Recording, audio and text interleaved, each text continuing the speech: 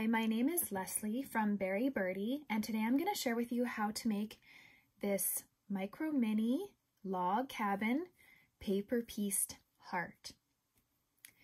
So first of all, you want to go and get the pattern from my blog. It's a free pattern that you print off, and you can find that on berrybirdie.blogspot.ca. So once you've printed out your pattern, you don't want to cut out your heart. Just simply trim the top part off, just so you don't have so much paper that you need to work with in the sewing machine. And it's nice to have a pair of non-sewing scissors. So these are my paper scissors that are retired sewing scissors. And it's nice to have those on hand while you're doing this, because you do not want to be cutting anything with your good sewing scissors, which I have done. So you want to decrease your stitch length.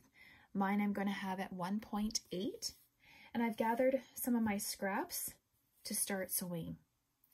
Now for paper piecing, this is your diagram by following the numbers, and you piece in the order of the numbers. This is your stitching side, so the side that will be in the sewing machine, and this is the side that your fabric is on. Now that may seem a little bit confusing, but you'll see as we get going here. Now I have some smaller pieces and some bigger pieces, and it's always good to start with your tiniest pieces, because obviously your longer pieces you're going to need for later on in your project here as you get sewing. So I'm going to try and look for a couple. Here's a little one, and here's another small one. So for the first two pieces, you want to place them right sides together, and they need to be on the back side of your pattern. So you can see that there's faintly the heart shape showing through the light, and you want to place those on the top of number 1 and number 2. Then simply flip it over, and then you want to sew in between number 1 and number 2.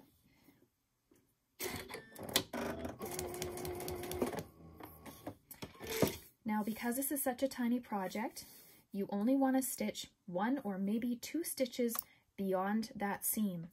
If you were using a larger template, you could stitch quite a few more stitches beyond.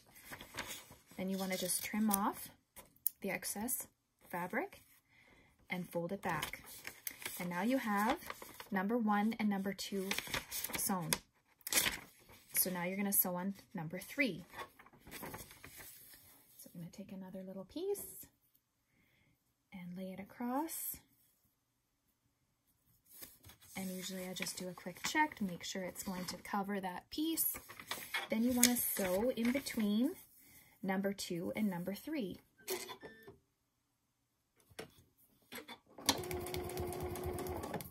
Now remember, just only 1 or 2 stitches beyond that seam. Trim your threads. So I'll show you a little close up here. I've stitched just across here between number 2 and number 3. So again, I want to trim my fabric, the seam, and fold it back. And now you have piece 3 sewn. Now you may want to use your iron, but because these are such tiny pieces, usually I just finger press them down just to hold them in place, and that's enough. Now you're ready for number 4. Now we still have quite teeny tiny little pieces, so I'm just going to cut a little piece that I need for number 4. And just make sure you know where number 4 is on the opposite side. Double check that it's going to be lined up along that seam. And usually I just hold it there so that it stays in place while I stitch.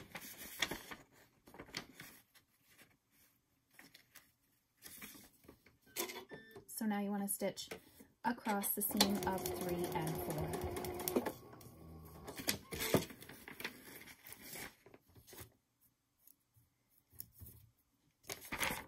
And you want to trim the rest of your excess fabric, fold it back, and you can see our little pattern starting to show here. So So now we're going to stitch number 5. And let's see, I like this one right here. It's kind of bigger, but oh, let's use this one instead. Let's just make sure that's going to cover number 5.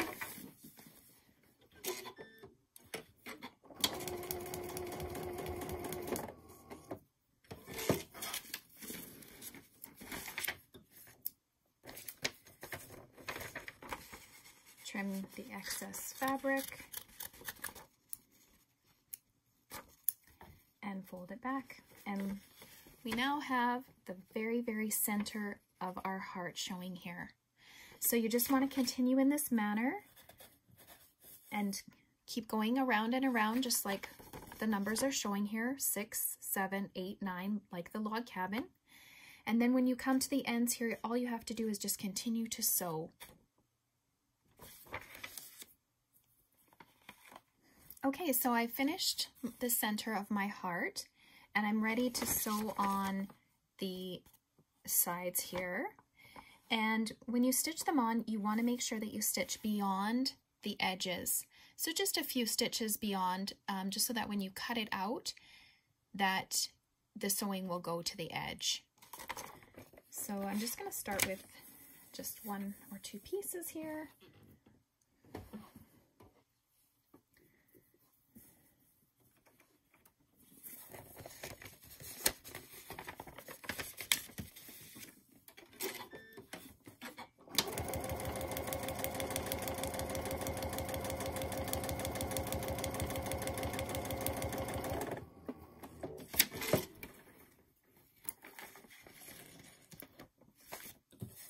And it's just the same as before, just continue to trim off your extra fabric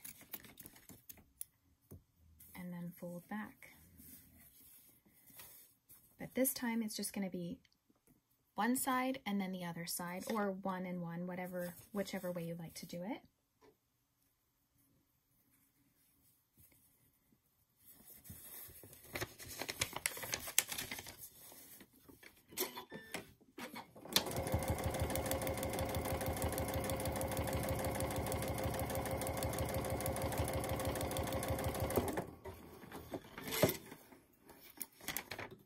I do like the scrappiness of this heart, but on this part you might want to keep in mind that you want them to look somewhat even. So you don't want a whole bunch of light colors on one side and then a whole bunch of dark colors on the other side. So it's nice to just mix them up a little bit. Okay, so now I had finished my sides and I'm just cutting out the outer edges now. And like I had said before, I'm using a pair of sharp paper scissors because you don't want to use your good sewing scissors on the paper. And once it's all cut out, you can see your pretty heart shape here. Now you want to be able to remove your papers, and you can do this by spraying it just with a quick mist and letting it sit. And you can also use tweezers to help you pull apart the papers and to take them out. And this part can be quite tedious if you're very specific about having the papers all removed. But to be completely honest with you, with tiny projects like this, I actually sometimes just leave the paper right in there. Now is the time to put your batting behind and also your backing. And we are going to sew on the rickrack first. Now for the rickrack, you need to start at the bottom corner, not at the top. It makes it a little bit too difficult to sew in here. So I start at the bottom, and you want the rickrack to line up the bumps along this outer edge. And you want to stitch as close to the outer edge as possible. And you're not trimming the batting or the backing yet because it makes it a little bit easier to maneuver this in the machine when you have it all together, and then you can see that it doesn't get bunched up and stays all together. I mean, the rickrack is getting a little bit caught up in my presser foot there, but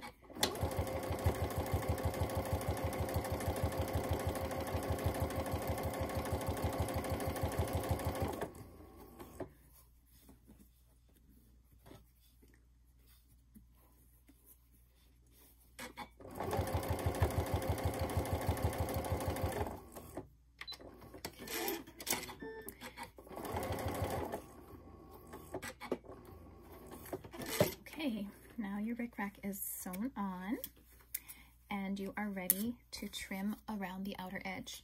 Now you can use your sewing scissors now if you like.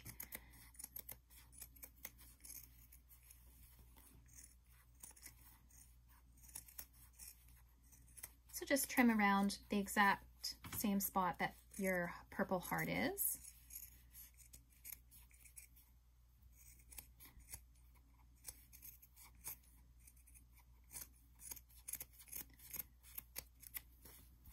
Perfect. Isn't that looking darling? Okay, now we're ready for the binding. And you can see how nice that shape is on the back because you left the batting and the backing full size before you, while you did your sewing, before you cut it. Now the binding is a 1 1/8 inch width and it's cut on the bias. So the bias is the diagonal of the fabric, not the grain of the fabric, but diagonally.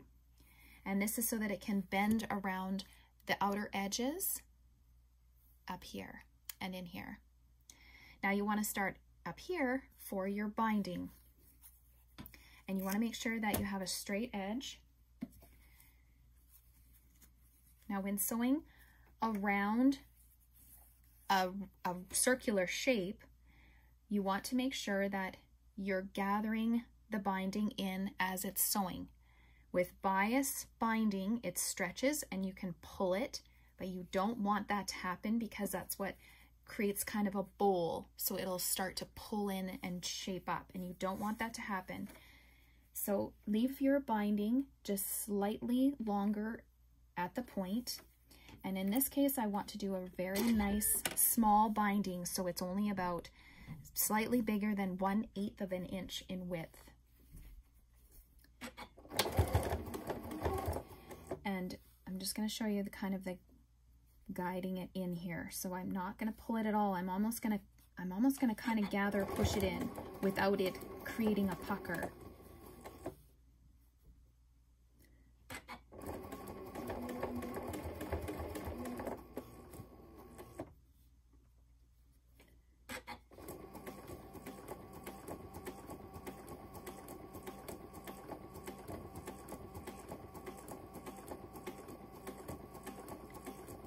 Easier to go nice and slow.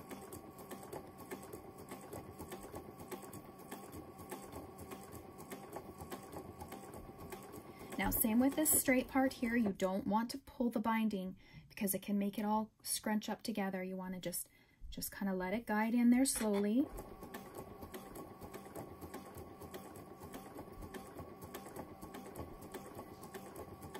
And then when you get down to this bottom point here at the end, you would just make a regular corner that you would with a quilt. And I'll show that to you with a 45-degree angle.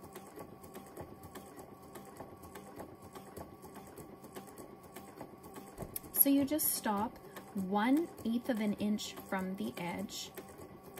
So just right at that corner, almost where your stitching was for your rickrack.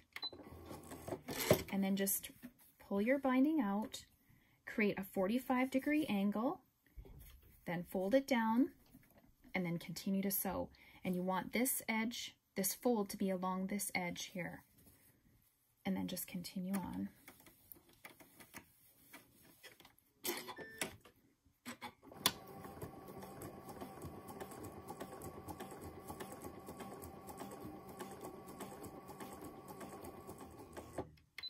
Okay.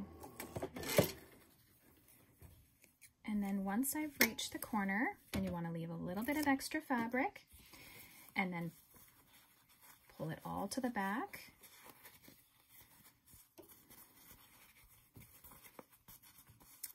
And then this one you started with, you want to tuck in.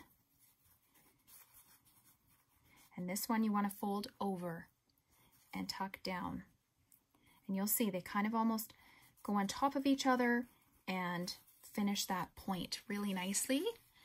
And then you want to press it and fold it on under here in the back and down. And then just simply do a hand stitch along the bottom seam here. And there you will have your log cabin micro mini heart. Now, if you would like to put a little string on it, it would be an ornament, or if you would just want to use it as a Valentine. Thanks for watching. You can follow me on Instagram at Berry_Birdie.